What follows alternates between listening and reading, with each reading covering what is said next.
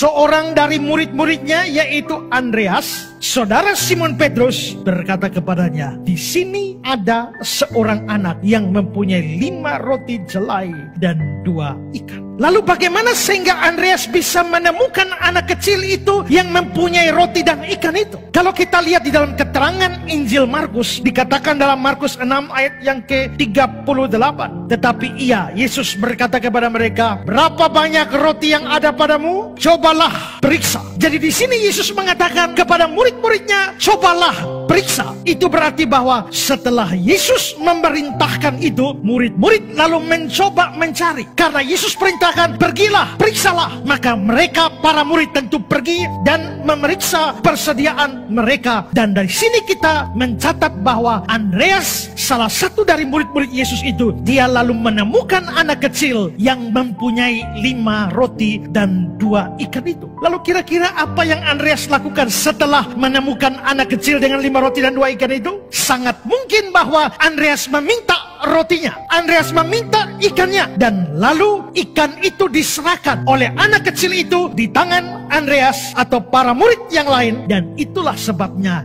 dicatat dalam Matius 14 ayat 17, yang ada pada kami di sini hanya 5 roti dan 2 ikan. Mengapa roti dan ikan itu ada pada muridnya? Karena ada anak kecil yang menyerahkannya. Mengapa anak kecil mau menyerahkan roti dan ikannya? Karena Andreas memintanya. Saudara, itu berarti bahwa tindakan Andreas meminta roti dan ikan dari anak kecil itu bukan tindakan yang salah. Itu bukan tindakan yang tidak benar. Bahkan boleh dikatakan bahwa mengingat Yesus yang memerintahkannya, maka sebenarnya ini adalah tindakan yang wajib atau yang harus dilakukan oleh para muridnya dalam rangka melakukan pelayanan yang besar, memberi makan ribuan orang seperti itu. Maka tidak salah kalau para muridnya meminta mengumpulkan roti yang ada dari kelompok itu. Hal ini bisa menjadi dasar bagi kita untuk mengatakan bahwa demi sebuah pekerjaan pelayanan kepada Tuhan dan kepada sesama manusia, maka kita boleh meminta apa yang ada pada saudara-saudara seiman kita atau orang-orang Kristen untuk bisa mendukung pelayanan tersebut. Hal ini perlu kita camkan sungguh-sungguh supaya kita tidak memandang rendah setiap upaya pencarian dana atau penggalangan dana yang dilakukan secara benar demi kepentingan pelayanan. Atau kita tidak memandang hina setiap orang atau memandang hina gereja yang melakukan acara penggalangan dana atau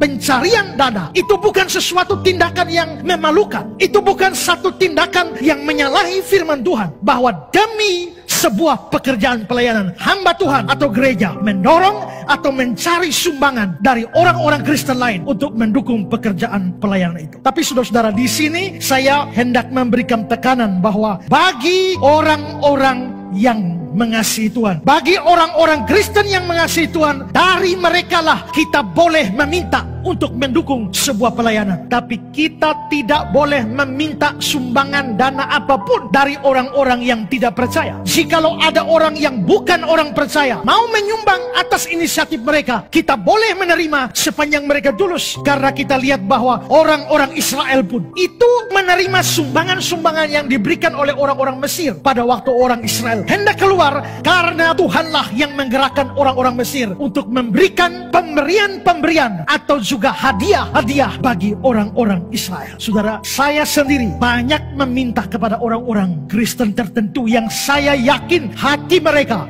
sangat mengasihi Tuhan, mereka sangat mengasihi pekerjaan Tuhan. Saya sering meminta, tapi saya tidak pernah meminta untuk diri saya sendiri, tidak. Tapi saya sering meminta supaya mereka menolong orang lain. Jikalau saya melihat ada hamba Tuhan di sana yang susah, saya tahu ada seorang anak Tuhan yang cukup diberkati, lalu saya bicara dengan mereka, bisakah kamu menolong hamba Tuhan ini? Atau gereja ini sedang kesulitan, saya tahu yang di sana banyak duit, saya bicara dengan mereka, bisakah menolong ini? Saya sering melakukan hal ini dan saya tidak merasa itu sesuatu yang salah, sesuatu yang hina, sesuatu yang memalukan. Tidak. Untuk diri saya tidak pernah melakukan hal itu. Tapi saya tahu saya banyak melakukan hal itu untuk banyak orang. Dan apalagi untuk pekerjaan-pekerjaan pelayanan. Asal saya tahu persis orang yang mengasihi Tuhan, saya tidak ragu untuk meminta bantuan untuk disalurkan kepada orang lain. Hari-hari ini kita lihat bahwa banyak orang sedang susah, banyak orang sedang sengsara, banyak orang susah makan, susah tempat tinggal. Itulah sebabnya saya menyerukan untuk ambil bagian di dalam menolong saudara-saudara kita. Ini masalah kemanusiaan. Tidak peduli siapa yang kita bantu, tidak peduli agama apa, tapi sepanjang mereka adalah saudara sebangsa setanah air kita, sesama manusia yang butuh pertolongan, maka saudara-saudara sekalian juga bisa melakukan hal yang sama. Meminta sumbangan bukan untuk diri, tapi untuk orang lain. Itu adalah pekerjaan yang mulia. Tuhan Yesus memberikan sebuah proyek besar, memberi makan ribuan orang, tapi Tuhan Yesus meminta murid-muridnya coba cari, periksa, dan mereka cari dan periksa. Andreas menemukan anak kecil itu. Andreas meminta apa yang menjadi milik anak kecil itu, lalu diberikan kepada Yesus, dan pada akhirnya berguna bagi banyak orang. Karena itu saudara-saudara, maka orang-orang Kristen harus aktif di dalam mengerahkan bantuan kita. Pertama-tama saudara-saudara seiman kita, tapi selanjutnya kita bisa mewujudkan kasih kita kepada banyak orang. Dan karenanya sekali lagi, meminta sumbangan atau mendorong saudara-saudara untuk memberi, menolong orang-orang Kristen yang lain atau saudara-saudara yang kesusahan, itu sama sekali bukan hal yang tabu, bukan hal yang hina, memalukan. Sebaliknya adalah hal yang mulia yang persis dikerjakan oleh Andreas dalam melaksanakan perintah